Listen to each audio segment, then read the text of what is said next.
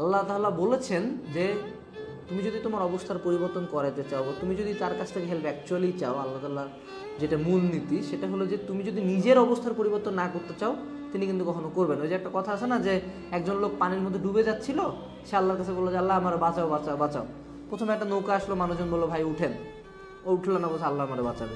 এভাবে পরপর 3টা নৌকা আসছে, তারপর সে একটাতে উঠে নেয়, সে ডুবে গেছে। পরে যে সে সৃষ্টিকর্তারা যায় কয় যে আপনি তো আমার বাঁচাইলেন না। বলে যে ভাই 3টা নৌকা পাঠাইছিলাম, তারপর তুই আর কি করতে চাইস, আর কি চাইস?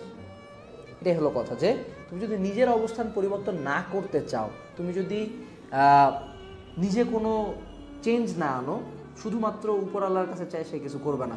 তুমি যদি একটা বাঘের সামনে যাই বলো যে আল্লাহ আমার বাঁচায় দাও, তা কিন্তু হবে না। সে কিন্তু বলছে যে তোমারে এ ব্যাপারে নিজেকে পদক্ষেপ নিতে হবে। তুমি আগুনের মধ্যে সারাদিন রুমের মধ্যে শুয়ে থাকবা, কি গরুর মতো খাবা, তুমি বলবা যে আল্লাহ আমার শুকনা করে দাও, এটা কিন্তু হবে না।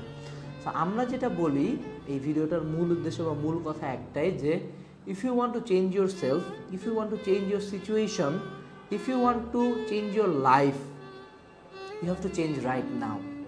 অর্থাৎ কোনো লাইফে কোনো নির্দিষ্ট সিগন্যাল আসে না যে এই একটা বার্তা চলে আসলো আমার কাছ থেকে, আমি আজকে থেকে চেঞ্জ হবো।